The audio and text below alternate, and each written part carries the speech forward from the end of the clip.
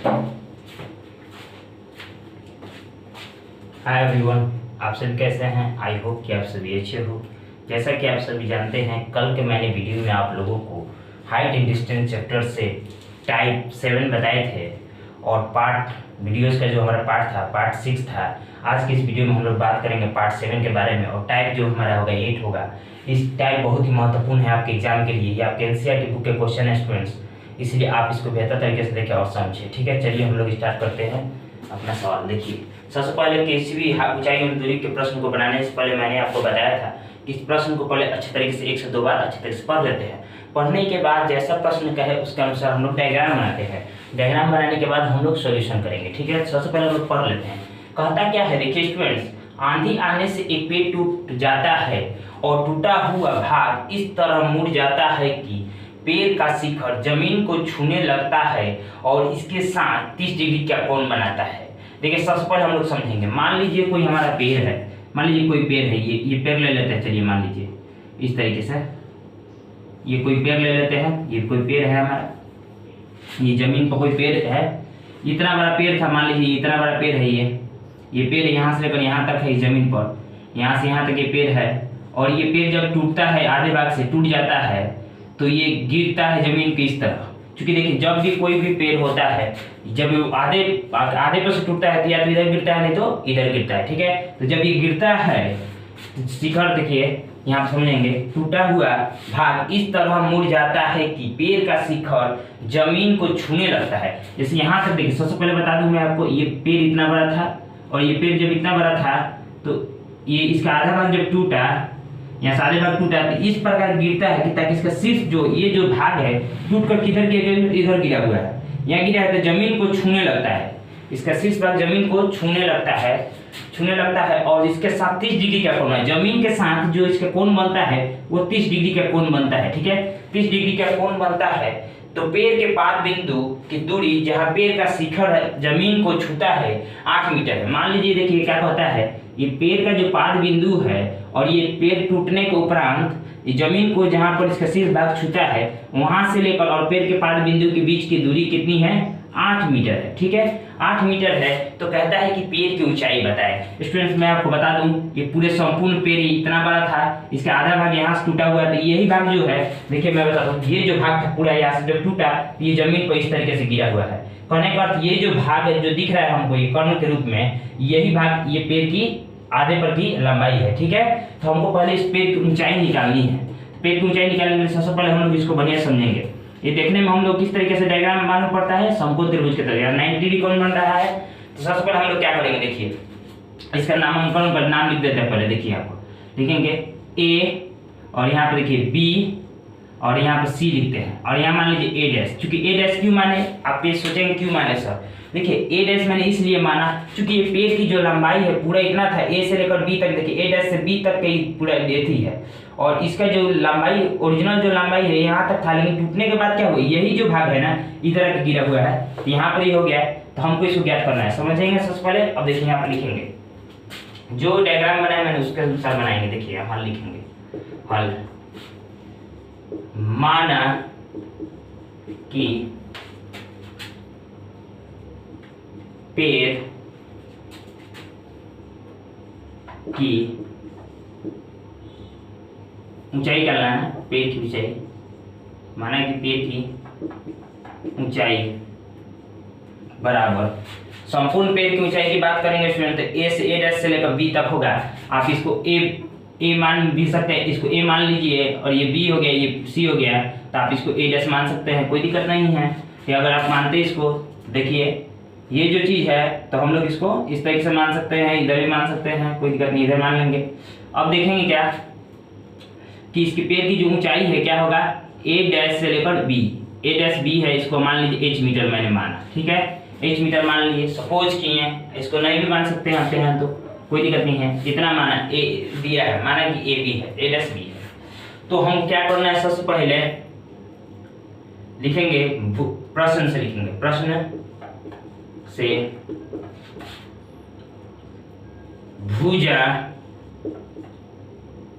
लिखेंगे पहले त्रिभुज ए बी सी में त्रिभुज ए बी सी में मैं चलता हूं तो देखते हैं भुजा लिखेंगे यहाँ पर भुजा बीसी के लिए भुजा बीसी के लिए यदि हम करते हैं तो देखिए सबसे पहले यहाँ पर पेड़ की ऊंचाई हमारे ए डैश से बी तक है, लेकिन ये आधे भाग यहाँ पर बचा हुआ एक खारा है और इसका जो आधा भाग ये टूट कर कहाँ पे इधर गिरा हुआ है तो 30 डिग्री का कोण बनाता है। तो यहाँ पर हम देखते हैं समकोण त्रिभुज में ये आधार है और हमको निकालना क्या है लंब। हम पहले बीसी भुजा बीसी के लिए चले हैं तो यहाँ पर ये लंब है ये आधार है, तो इसमें हम tan थीटा कोण लगाएंगे, लिखेंगे tan 30 डिग्री बराबर लिखेंगे भुजा कितना है स्टूडेंट बीसी है बटा ए बी हो गया आपका लंब बटा आधार हो गया। तो यहाँ पर हम लोग करेंगे बीसी का मान बताइए इसमें, बीसी का मान कुछ नहीं दिया तो बीसी रहने देते हैं, ए बी का मान 8 दिया तो 8 लिख देते हैं और tan 30 डिग्री का मान कितना होता है तो tan 30 का मान होता है 1/√3। अभी इधर चला आएगा तो हो जाएगा यहाँ पर लिखेंगे इसलिए बीसी बराबर हो जाएगा 8/√3 मीटर। इसको इक्वेशन फर्स्ट आप ले सकते हैं, इक्वेशन फर्स्ट समीकरण 1। अब लिखेंगे पुनः अब देखिए अब मैंने अभी आपको मैं बताता हूं, देखिए भुजा बीसी के लिए मैंने चला था, अब मैं चलूंगा भुजा एसी के लिए, ए से लेकर सी तक। क्योंकि देखिए यही भुजा जो था हमारा ये जो है भाग यही ना है, ये टूटा हुआ भाग जो है इस तरीके से है, तो मैं इस भुजा के लिए चलूंगा ये पेड़ के आधे भाग के लिए। तो देखेंगे भुजा एसी के लिए, अगर भुजा एसी के लिए चूंकि अगर हम यदि सुनिए पहले हमको यहाँ से यहाँ तक का ये निकल गया, देखिए यहाँ पर बीसी जो मान हमारा निकला है, बीसी का मान 8/√3 मीटर लिखा है, तो ये हमारा इतना ऊंचाई तो निकल गया। चूंकि हमको पेड़ का संपूर्ण ऊंचाई निकालना होगा कि पेड़ कितना लंबा था, पहले ऊंचाई उसका कितना था पेड़ का, इस जमीन से इस पेड़ की ऊंचाई कितनी थी पूरा निकालना है। तो हम आधा तो निकाल लिया, लेकिन अभी हमको इतना का फाइंड इतना और हमको ज्ञात करना है। तो यही भुजा देखिए आप यहाँ जो टूटा है पेड़ का भाग यही ना जमीन पे, अगर यदि हम ये निकाल लेते हैं तो हमारा ये जो है यही वाला ना स्टूडेंट टूटने के बाद ना ये बना है हमारा, तो अगर हम ये निकाल लेते हैं तो ये भी हमारा ज्ञात हो जाएगा। तो हम लोग देखिए सबसे पहले समझेंगे इसको बढ़िया से। भुजा एसी के लिए अगर यदि करते हैं तो हमारा क्या है स्टूडेंट, ये कर्ण है, क्या है कर्ण है। समकोण त्रिभुज के रूप में आप देखते हैं त्रिकोणमितीय अनुपात के अनुसार। तो देखिए यहाँ पर ये आपका कर्ण होता है और ये आधार है, तो कर्ण और आधार बटा कर्ण कॉस में होता है। तो लिखेंगे यहाँ पर भुजा एसी के लिए लिखेंगे कॉस 30 डिग्री। देखिए चूंकि यहाँ भी 30 डिग्री ही कौन बन रहा है तो लिखेंगे कॉस 30 डिग्री बराबर लिखेंगे कर्ण आधार बटा कर्ण, आधार क्या है हमारा ए बी है, लिख देते हैं ए बी, अब बटा कर्ण कितना स्टूडेंट्स, कर्ण हमारे ए सी है तो लिख देते हैं एसी। आधार बटा कर्ण हो गया, इसको इस तरीके से यहाँ बनाएंगे, देखिए बढ़िया समझिएगा। cos 30 का वैल्यू कितना होता है स्टूडेंट, √3/2 होता है बटा बराबर हो गया। देखिए ए बी कितना है, ए बी हमारा ए से लेकर बी तक है 8, अब बटा ए सी, कर्ण कितना है, ए सी कुछ नहीं दिया है, ए सी तो हमारा नहीं दिया है तो ए सी लिख देते हैं यहाँ पर ए सी। तब लिखेंगे इस तरह समझेंगे,